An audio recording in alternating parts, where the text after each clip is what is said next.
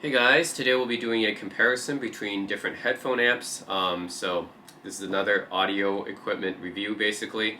I like to go through different audio products and not just speakers and headphones but also DACs and amps as well.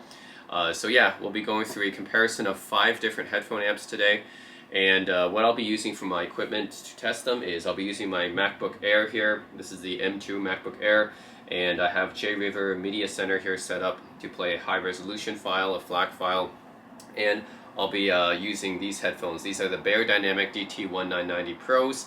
I'm already kind of used to the sound signature of this headphone already, and it's reasonably high impedance. It's like 250 ohms, so we can get a good sense of how well the headphone amps can drive these headphones. So I think these are pretty good equipment for this test here. And yeah, we have 5 different headphone amps to go through. They're all fairly different, I guess, and at different price points. I just wanted to compare them. Alright, first up, and I'm not going through this in any order of price or anything like that. I'm just going by what I pick up here. This is the Astell & Kern SE100. This is a DAP or digital audio player. I already did a review on this unit last year. So normally it's meant just for portable use, right? You just carry around and listen to music, and this is supposed to provide much better audio performance compared to a phone, right? So this has a pretty good DAC inside of it. This uses ESS 9038 Pro actually inside of this. So this is a pretty good DAC, like a desktop class DAC, and it can be used as a USB DAC as well for the computer. So I can connect it to my MacBook here and use this as my USB DAC, because some of the headphone amps I have in this comparison don't actually have built-in DACs. So I'll be needing a DAC, and so I'll be using this AK as the DAC. It's a pretty good one. And also as a built-in headphone amp, so I can actually use this standalone as a headphone amp as well.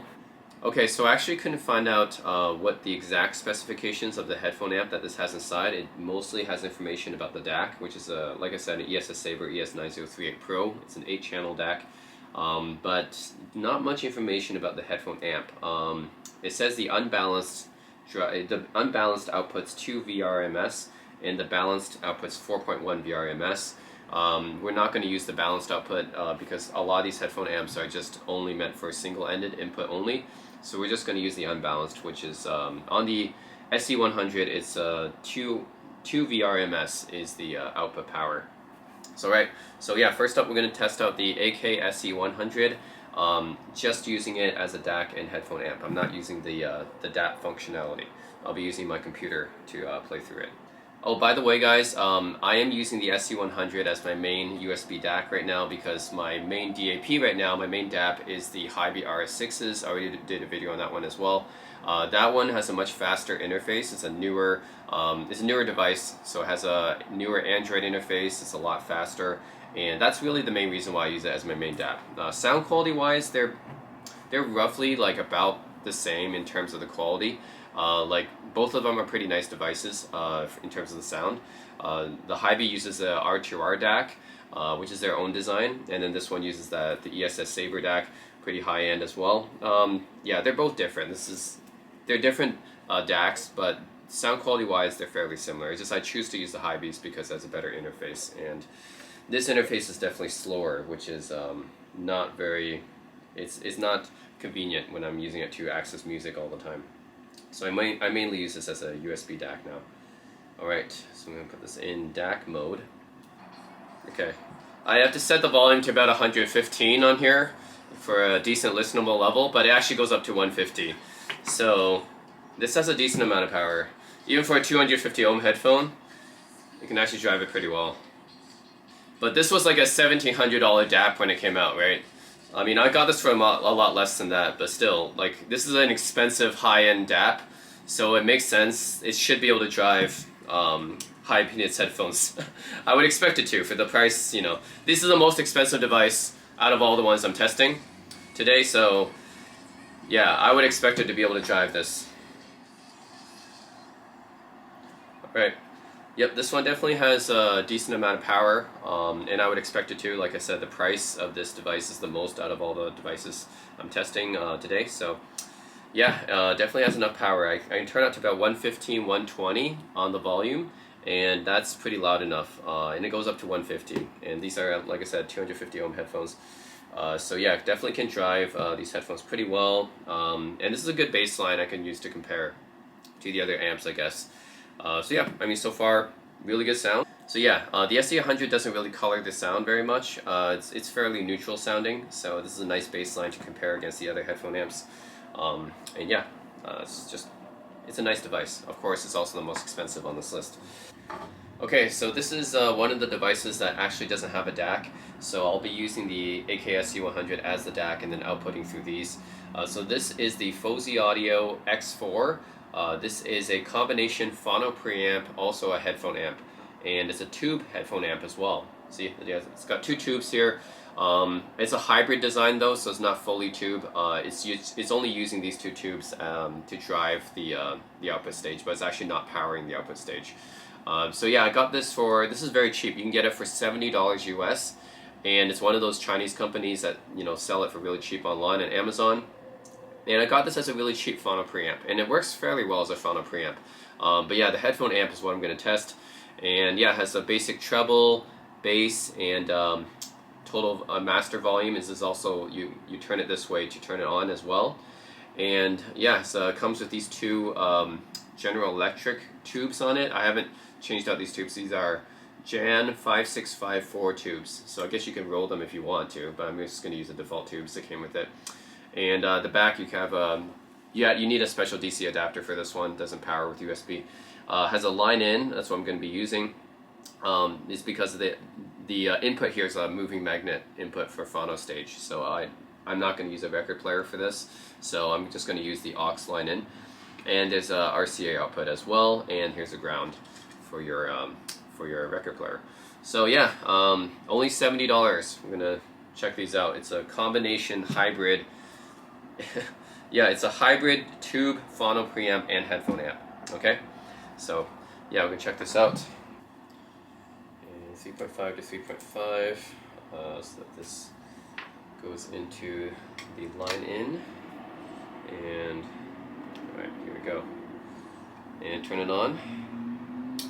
You guys can see the tubes lighting up here. Okay. All right, let's see how this Fosi Audio headphone amp is like. Okay. This headphone amp definitely has enough power to drive these, but yeah, I have to turn it up almost to the full rate. I would say it's turned up to about 80% of the way there. So I guess it still has a bit more power. Would it be able to drive 600 ohm headphones? That I'm not sure. Like if I had some Bayer T1s, I'm not sure. But at least for 250 ohm, 300 ohm, I think it could definitely drive. So if you had like some Sennheiser HD 800s, I think this could still drive it. Now for the sound quality, so tubes usually impart a more warmer tone. Here I don't really hear much of that warmth. Yeah, actually I think probably the AK's headphone amp is a little bit better in terms of just getting the clarity and in detail. I feel like it's missing some bass. So there's, yeah, definitely the bass has been compromised somewhat. It's like, I don't hear as much bass when I use this as a headphone amp. Yeah, so I think I still prefer the AK's headphone amp over these. These sound quality is just it's alright. Like, yeah. Anyways, I'm using this as a DAC, right? So either way, the DAC is already the same one, but the actual headphone amp, I think the one on the AKs actually I might prefer a little bit more. It seems like this is like lacking a little bit of bass. It seems, yeah, and it seems like the soundstage is not as much either. It's like decreased a little bit. But anyways, it definitely has enough power to drive these. So that's the main thing about this headphone amp. Is it works as a headphone amp because it's driving these fairly well. I didn't turn it all the way up. It's like 80% of the way, but it has enough power. But I still might prefer the AK's headphone amp over these. Yeah, I feel like this is missing something. It's like I don't feel like the bass and sound stages as much as when I just use this the headphone output on these. So, anyways, all right, that's the Fosi Audio Box X4s. I mean, these are $70, so I guess I can't criticize it too much. but it does its job. It can definitely drive these headphones. Alright, next up is something pretty interesting. So these are the Creative X3s. They're the Sound Blaster X3s, and these are meant more as like a gaming device, I guess. So if you're playing games, you can use like a set of gaming headphones with these would be the best. But I can also just use them with regular headphones too.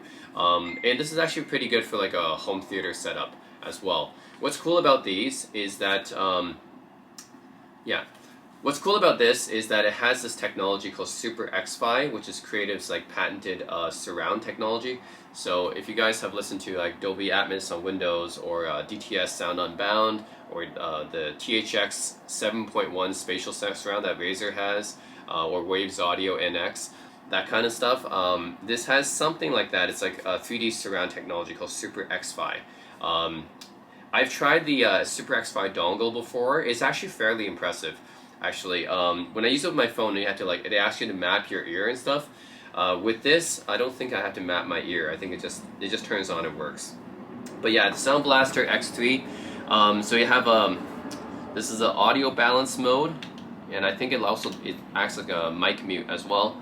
And then you can change your direct mode. I guess there's different modes for like movie, music, games, and stuff. This is the Super X-Fi button. You can choose to turn Super X-Fi on and off. This is the main volume knob, of course. And a lot of outputs here actually, so it actually is pretty good for like a home theater setup. I actually used to use this in my living room setup, which I did a video on, because the optical out here actually has Dolby Digital Plus built in. So it actually, no, Dolby Digital Live, yeah, it has Dolby Digital Live built in, which means it can actually turn a stereo channel stream into a 5.1 stream, I think. Yeah, so it can take like a stereo stream and then like split it up into the 5.1 for your home theater system, which is really cool. So it does that actively as you play the music, transcodes it actively, so that's Dolby Digital Live, a really cool feature. USB-C is both the USB, this is built-in USB DAC, so I'm not going to use this for this one. There's built-in USB DAC, you can connect it to your computer, and this is also the power for this as well.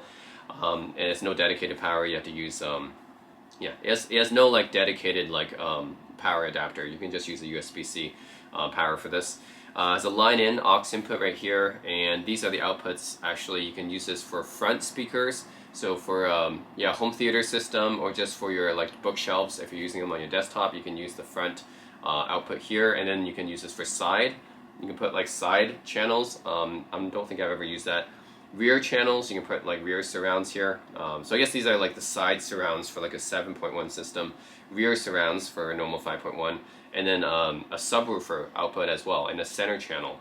So yeah, this can actually, if you have a whole home theater setup but you don't have a receiver, I guess you can use this instead of a receiver, which is actually really cool. And this thing's only 130 bucks, so it really is not too expensive. And that's why I like about Creative. Creative stuff isn't actually too expensive, but they give you a lot of features for the price. Alright, so we're not going to use the IKEA SE100 DAC. We're going to use the built-in DAC on the Creative Sound Blasters. It also powers it. Alright, this one's going to be a bit different. I'm going to listen to it with Super X-Fi on and off, so I can get the surround sound and see how it works with my music. Cool, I'm excited. So yeah, microphone input and a headphone jack, of course, right here. Alright. And let's also see how much power it has, right, as a headphone amp. Alright, so I'm going to test out this one with the Super X-Fi mode and without it, and test difference. So I'm going to do without Super X-Fi mode first. See how it sounds. Pretty good. Yeah, this has a pretty decent amount of power on tap, surprisingly, for something that's something that I thought was only meant for, gaming and using in the living room. This is actually a pretty decent DAC, actually. Yeah, it's pretty decent amp. Okay. Actually, pressing this button in the middle here would mute it. So, yeah, if you want to mute the volume, I just press this one in the middle and it mutes it. So, useful. Okay, so without Super X-Fi, not bad, actually, honestly, for the price and how many features this has. Pretty decent DAC, I would say. Not as good as the one on my SE100, of course, but it's okay. It's good enough for most people, I would say. Not audiophiles, but good enough for most people. And then the amp on here is enough to drive my headphones, so it's enough to drive these. So yeah, I would say this is good enough for most people. Now let's turn on the Super X-Fi and listen again. Okay. Definitely the soundstage is massive with the Super MKII mode. Oh man. I just like switch between these two.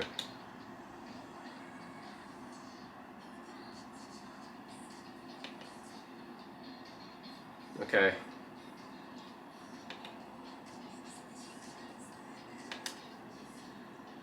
Okay.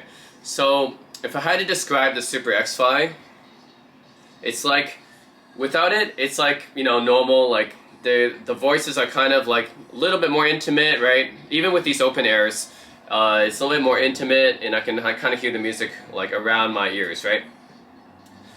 But when I turn on Super X5, the soundstage gets expanded like massively, and it feels like the music is actually coming from around me, like from the front of me and from the sides. That's how it feels like. Yeah, so with Super X5 on, feels like the music is coming from around me, like on the front or on the sides. It's really, really cool. It loses some power though, so there's a little bit of power lost. I guess because they're trying to like split it up, I guess. If you do it without Super X5 as normal, it's like, okay, even with these open airs, yeah, it feels like it's roughly around my ear, right? But yeah, it's more intimate, I guess, more around my ear, and it has a bit more power. But then Super X5 mode, yeah, it feels like it's coming from around me, with a little bit of loss of power, but not detail and clarity. That's kind of what makes Super X5 unique, is I don't feel, it's not like the other like surround sound technologies feel kind of fake. But this one actually feels pretty nice because it doesn't lose any detail or clarity. Like the song, the music is all still very detailed and still clear, but it's just a little bit loss of power. That's it, and it's like spread out around you. So it's a really cool feeling. It sounds almost like there's speakers around the room playing at me. So I think that's what I would say. It's like there's speakers around the room firing at me instead of like having it like really close to, yeah, close to my ears. I think that's the best way I can describe it. But Super X5 is really cool. Alright, so that's the Creative Sound Blaster X3. Pretty good device actually, honestly. Like especially the Super X5 feature, that's really cool for 130 bucks. I think this is definitely good enough for most people. It will drive most headphones. Yeah, pretty nice DAC and amp actually. It has a lot of extra features on top of that. Okay, so actually going by the specs, these can actually drive up to 600 ohm headphones, which is really impressive. 600 ohm is like Bear Dynamic T1, which is actually, there's not many more, like there's not many headphones that actually have an impedance of 600 ohms. Those are the only ones I know. Most headphones are going to be like under 100 ohms, but then even the Sennheisers and Bayers and the higher end headphones would still max out to maybe 300 ohms. So yeah, 600 ohm headphones. So basically, pretty much all the headphones that you'll find on the market, this one can drive. Okay, so the output power is 1.2 volts RMS at 32 ohms, 1.5 volts RMS at 150 ohms, and 2.3 volts RMS at 150 ohms, 2.9 volts RMS at 600 ohms. So that's pretty good. Yeah, that's it actually has as much output power probably as my AKSE 100s. The DAC might not be as good as the AKSE 100s, but has as much output power as my yeah. AKSE 100s, those are like $1,700 retail. This is 130 bucks. So it really shows like the creative stuff is really gives you good value. All right. Okay. So next up, I have the Parasound Zdac V2. So this is a pretty heavy-duty headphone amp and DAC, as you can see here. So Parasound is it's an American audio equipment manufacturer. They're like not really like too well known, not like super mainstream or anything. I mean, among audiophile circles, I think they're fairly well known. But among like just mainstream average consumer probably won't know Parasound. So yeah, they're really kind of like an audiophile company. They design a lot of amplifiers, DACs, and stuff like this. Most of them are probably around the mid-range level. I would say not like super expensive. I mean, for audio gear, it can go into the thousands and thousands of dollars, right? So we're not talking like super expensive, not that level, like not Burmester or Air Acoustics, you know, or Macintosh. That's like the really high end. So Parasound's not that level, but this stuff is like fairly, I would say around $1,000 range. I would say maybe $2,000. So yeah, I guess that's the range here. might be actually competing with some PS Audio stuff as well. But anyways, Parasound is probably well known among audiophiles around the, yeah, it's really an audiophile brand. And yeah, this is the Zdac V2, which is a DAC, as the name implies, and also a headphone amp. So we have a power button right here, input button to switch between optical, coaxial, and USB inputs. Then it has two headphone jacks right here. They're both unbalanced, so you just have one 3.5 and then one 1/4 inch input. And then you have the headphone, this is a headphone volume, and then you have a main volume right here. So two knobs, one for headphone, one for main. And then at the back here, you can see there is a balanced output right here. So these are, yeah, XLR balanced outputs. And it has unbalanced outputs, which are these RCA outputs. And also has an optical input, so you can connect your TV and stuff to here.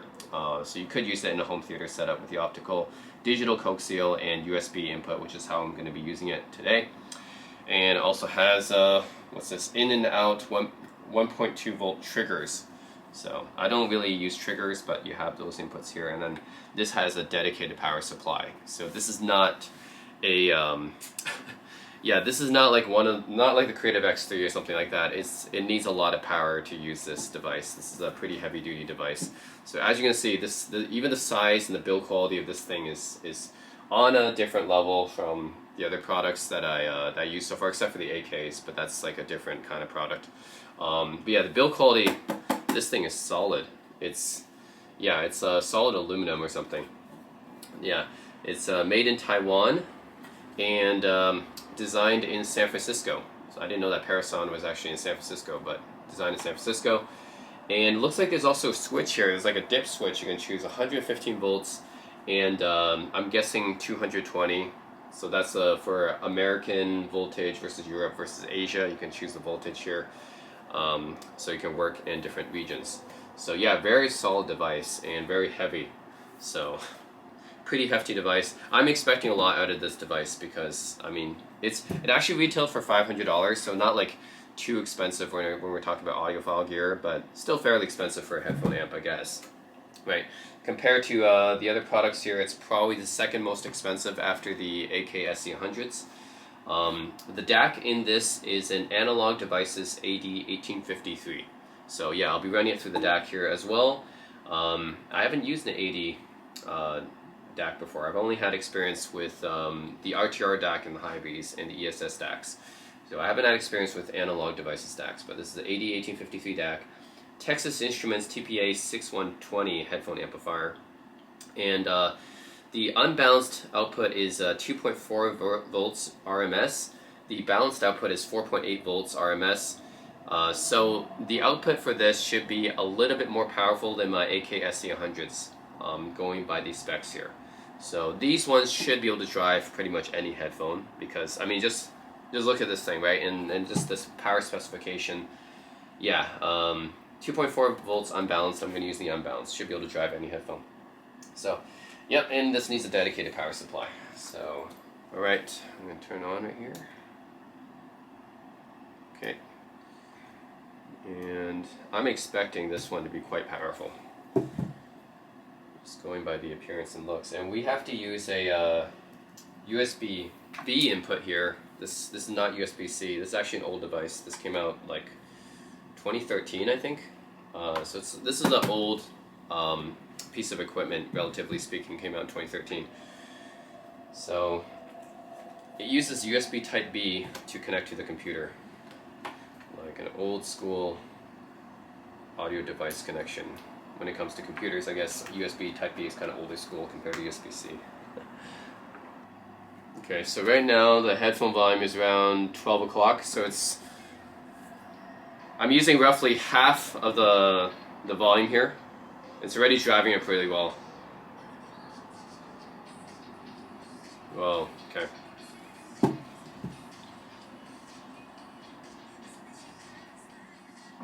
Wow, this is a lot. This thing has a lot of power on tap. Wow. Okay.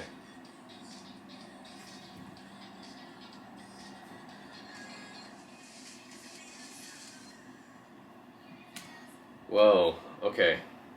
first of all, this definitely has the most power out of all the headphone amps I've tried so far today. Like, I barely put it like past halfway on the volume here, and it's already like very sufficiently loud on my headphones. So this thing has a lot of power, and that's to be expected. I mean, just look at this, right? It's a massive device.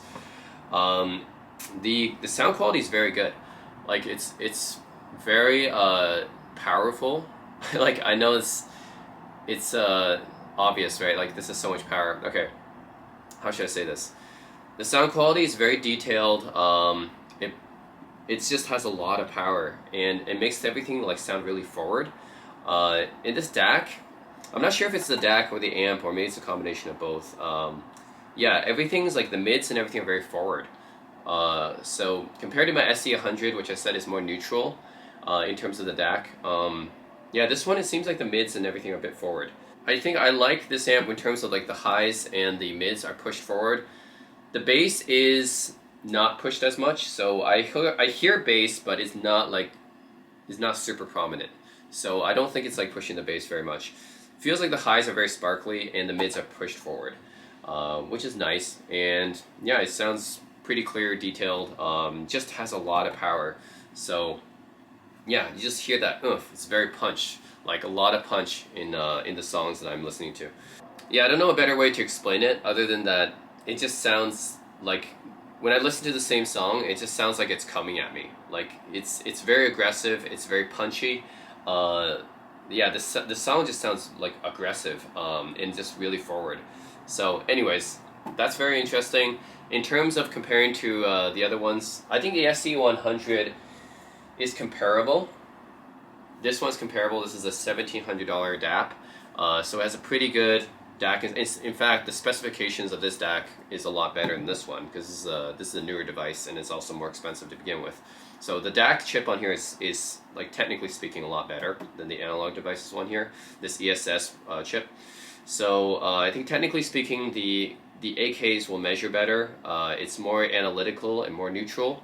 The specs on this one is better. So it has like less harmonic distortion, signal to noise ratio, that kind of stuff. The AKs will be better. Of course, it was more expensive and it's a newer device. Headphone amp wise, like the actual amp, this one wins. This one takes the cake. Like, it has so much power. Oh man, like if I were to use like even old school like electrostats, then probably these ones will be able to drive those. Like, this one has so much power on tap. Okay, so the Parasound Zdac V2, the DAC on here is a little bit outdated now because it's getting old, but still very, very good. So this DAC here is still it's pretty good. Not as good as the AKs, but yeah, the AK is a lot newer and a lot more expensive. So the DAC here is still really good. Better than all the other, it's better than the X3, right? It's just, yeah, compared to the AKs, it's not going to be a top-end DAC like that. Still very, very capable DAC here, the analog devices. And the headphone amp is very powerful. This is the most powerful amp out of all the devices I've tested so far. So, yeah. I mean, yeah, this Parasound was pretty good. Retail new was $500, but now you can find it out there used for like, I got this for like less than $200 actually. So yeah, if you want like a really heavy duty type of at-home headphone amp DAC, then this is the one to use if you have like really, really high impedance headphones. This has a lot of power in it, enough to drive anything, I think. Yeah, I would say that. And then the AKI SC100 has the still has the best DAC so far, but in terms of the amp, I think this one has the best amp. So, and really the sound signature depends on what you like. The AKs just sound more neutral to me. These ones sound very forward, very aggressive. And then the Creative X3s, yeah, these ones are really good for what they are. Only $130, and it gives you a lot of features, especially for gaming, but also for home theater setup as well. So I think the X3s are a pretty good deal if you just want like a pretty decent headphone amp and DAC, and you're not serious about. If you're not serious, this is like if you get a Parasound amp, then you know you're kind of serious about audio. If you just get a creative one, yeah, you're not too serious, but you still want a decent performing DAC and headphone amp with some special stuff like the Super X5, then this one's a good buy. The Fosi Audios, yeah, I mean, I don't think I would ever use this like as a standalone headphone amp, but as a phono preamp, it's pretty decent. I mean, the headphone amp is just nice to have on the here. It's not like a great headphone amp, but it's nice to have on here. It'll still drive your headphones. Yeah, sound quality is not that great, but I mean, it's a decent performing phono preamp for what it is. It's a cheap device. Yeah, so the advantage of having like a really powerful amp like this is that the sound just sounds a lot bigger, more aggressive, punchy, I guess is the best way to describe it. Yeah, like compared to a lower power headphone amp, I think that's the main differences I feel from this guy. I mean, this is a beast. I mean, it even gets pretty hot as well. So it's kind of a beast. I don't think it auto powers down, so you have to like remember to shut it off. But yeah, like even this thing gets pretty hot. Tells you how much power this thing is packing. Yeah, so through the headphones, it just sounds really big and aggressive and punchy. Alright guys, so the next headphone amp I'm going to show you is the Little Dot Mark II. So this is a full tube headphone amplifier. So compared to the Fosi Box X4s, these ones are like a hybrid. It's actually a phono preamp with a headphone amp built in, but it's not really like a dedicated headphone amp. Like they market this as mostly a phono preamp with an ability to actually drive headphones as well. But it's more like a phono preamp. But anyways, this is a hybrid type of solution where they use the tubes here for like preamp, and then for the actual driving, it actually uses solid state electronics.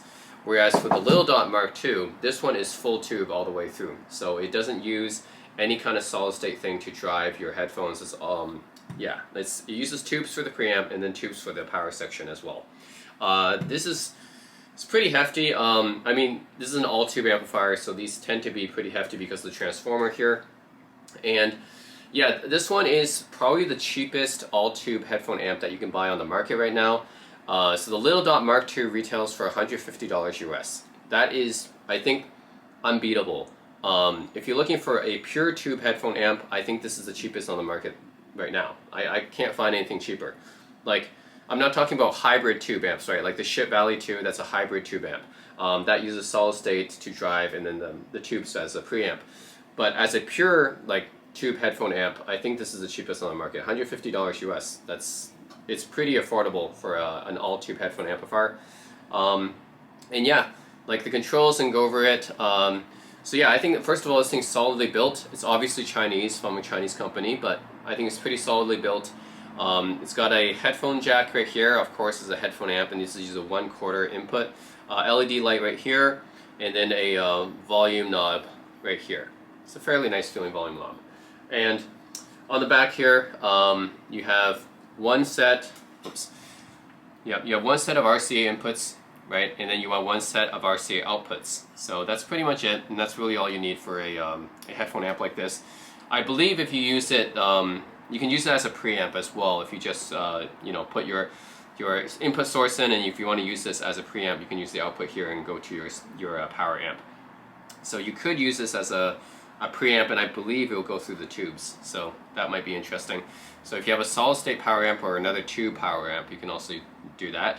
And then here's the jack slot to put in your power cord, and then the power switch right here. That's pretty much it.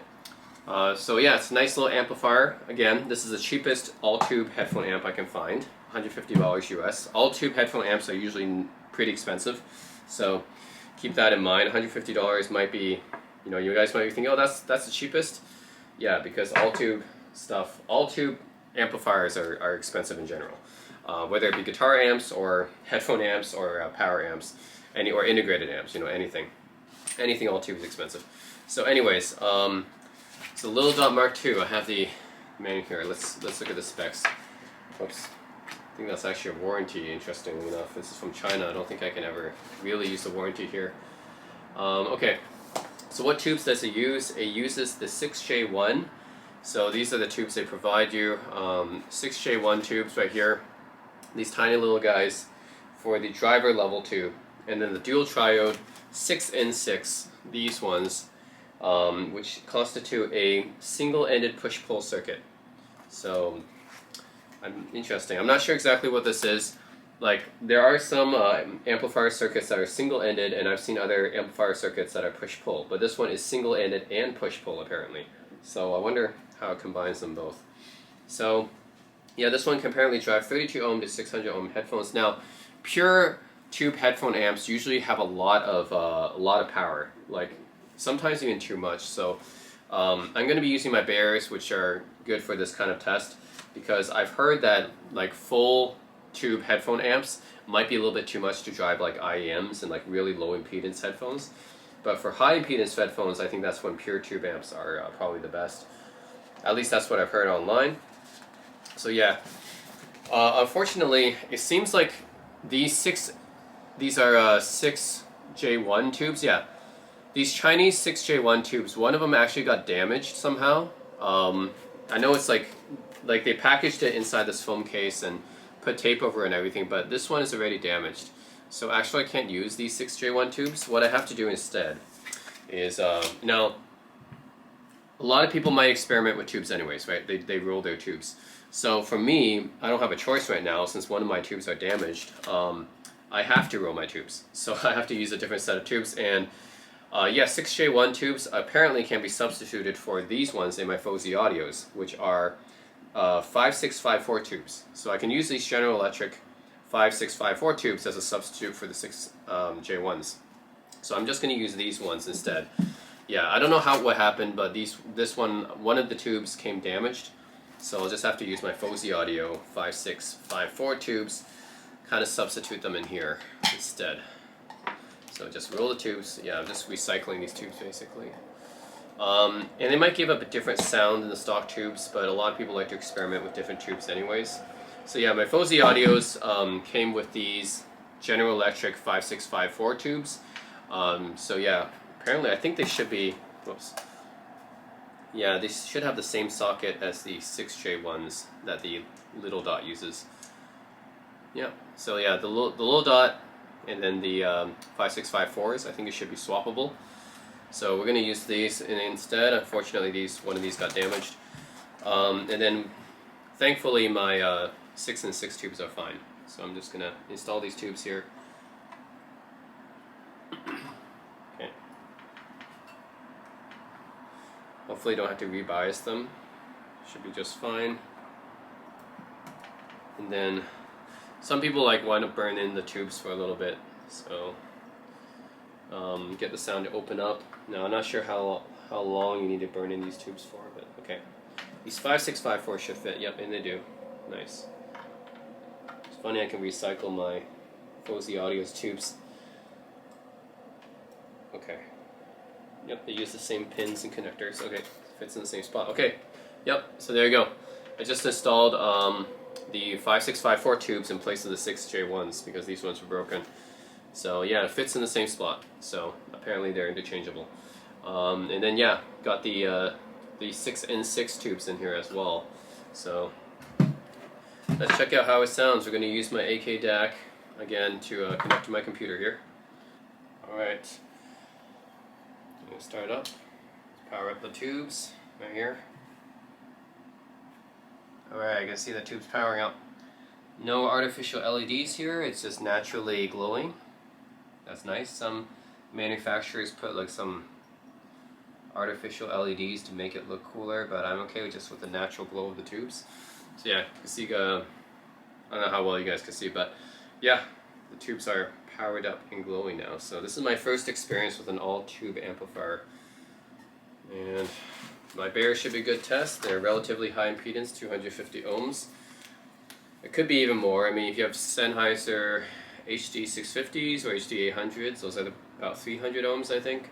And then the Bear T1 first generation and second generation are 600 ohms. So that would be an even better test, but I don't have those. So yeah, I'm going to use this. My DT1990 Pros. Alright. Okay, for some reason my USB DAC output isn't working correctly. It's not detecting it for some reason, so I'm just going to use my DAP. And my DAP obviously uses the DAC inside of here anyways, so there shouldn't be much of a difference between me playing it on my computer versus me just playing it from my DAP. So I'm just going to be using my DAP since it uses the same DAC anyways. And yeah, play the same song. Let's check it out. This is going to be my first experience using a tube amplifier. Okay. Okay, so these are 250 ohm headphones. I would expect an all-tube amplifier to be able to drive it better, but I actually have to turn up the volume quite a bit on this amp. Yeah, I have to turn up the volume all the way up to like 80% on this amplifier. Like, I thought tube amplifier always have like a lot of power to drive high impedance headphones, but I had to turn this up to like 80% of the way. Okay.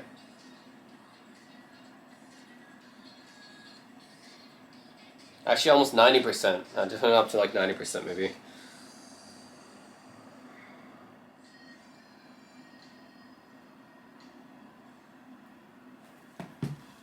Okay, so it's interesting. First of all, I noticed that this headphone amp, I need to actually raise the volume up quite a bit to be able to drive my Bayers. So it maybe doesn't have as much power as I expected. The other interesting thing is that this tube amp, so yeah, I think tube amps work better with certain types of music. So for example, using like some dance tracks and stuff, like hip-hop type tracks, dance tracks, songs with a lot of electronic beats, K-pop, that kind of stuff, I think solid-state amps are better for that. Like, I think just plugging my headphones directly into my DAP would work better. It's just using this tube amp, listening to those types of songs with electronic beats, it sounds a little bit dull and lifeless. So like using the Parasound Zdac, that one is makes it sound huge, right? Like very, very punchy bass, opens up the soundstage a lot. So I can definitely tell when I'm using the Parasound, which is a solid-state amp, playing electronic type of songs like hip-hop and dance and K-pop, that kind of stuff, really opens it up. A lot of punch, very aggressive. So that, I think, is the best for those types of songs. Now, what tube amps work best with, I think, and some people have already mentioned this online, is with vocals. So if you have songs with a lot of mid-range and vocals, I think that's where tube amps really shine. So playing like vocal tracks on here, using this tube amp, sounds more natural, organic, lush. You may have heard those terms used before with tube amps, and lifelike vocals, you may have heard that term before. So yeah, I think it depends on what kind of song you're going to play. Yeah, so like the electronic beats, you know, like hip-hop and dance, K-pop, like that type of music, or just like modern pop, that type of music, I think using a solid-state amp is better. So yeah, the Parasounds were actually the best because, I mean, they're huge, so aggressive, very punchy. But then I would probably also to use my DAP, or even the Creative X3. The Creative X3 actually sounded really good too, with those types of music. But then for vocals, like a track, a lot of vocals, like say Carpenters, right? That kind of stuff, like sounds very organic, very lush, lifelike. That type of stuff, Celine Dion, right? Whitney Houston, that type of stuff. I think tube amps are really good for that. So if you listen to a lot of vocals, I think, yeah, I think using a tube amp is really good for vocals. Just on some of the other genres, it falls a little bit flat, sounds a little bit dull and lifeless in comparison. But for vocal tracks, it sounds really good. It sounds really natural, lush, and organic. So I think that's my first experience with the little Dot MKIIs. This being a full tube headphone amp, I think it sounds the best with vocal tracks. Other tracks sound a little bit lifeless and dull in comparison. I think I'd rather use just my DAP for it. Or yeah, even better, the Parasound or the X3 I think would work really well with that. So yeah, I think that's my opinion so far. I think when it comes to vocal tracks, these ones sound the best. They sound the most organic and natural for vocal tracks. And then for other types of music, I think the Parasound sounds still the best for me. It's very, very aggressive, very punchy, and lively and dynamic. So yeah, I think that would be my choice. Is the Parasound Zdac V2 for, I would say, like a lot of instrumental type of music. If you like have a lot of electronic beats or instruments in the music, I think the Parasound sounds the best for me. But the Creative X3 is also really cool because, you know, it has that super wide soundstage, so that's a really cool effect. And the AKSC100, this DAP is not bad either. So those would probably be my choices. And then the tube amp is interesting. Yeah, for vocal tracks, I think the little Dot MKII is pretty good. It sounds very natural and organic for me for vocal tracks. So I mean that's just because it's a full tube headphone amps sound better for vocals or something, but it sounds And of course it gives a bit of warmth as well, right? I can definitely hear some warmth added to all the tracks because like a tubes inherently I think will add a little bit of warmth, a little bit of coloration to the tone. It's not going to sound as precise, right? So I think people know this if they buy a tube amp. It's not going to measure as well as a solid state amp will. There's going to be some distortion, some artifacts. Yeah, so it's not going to measure as well, like it doesn't sound as analytical, but instead it adds a little bit of coloration, and a lot of people like this distortion, a lot of people like this coloration that they add. So yeah, don't get a tube amp if you just want the most accurate type of sound, because it's going to add coloration and warmth. But you know, that's why people buy tube amps, is they like this coloration and warmth. So anyways, that's my little critique and evaluation of these different headphone amps. So pretty interesting. Yeah, we had so solid state amps and a mix of hybrid tube amps like the Fosi Box, which probably sounds the worst out of all these. This is really meant to be used as a phono preamp, and then a full tube headphone amp right here in the little Dot Mark IIs. So that's it, guys. Let me know what you guys think in the comment section below, and as always, thanks for watching.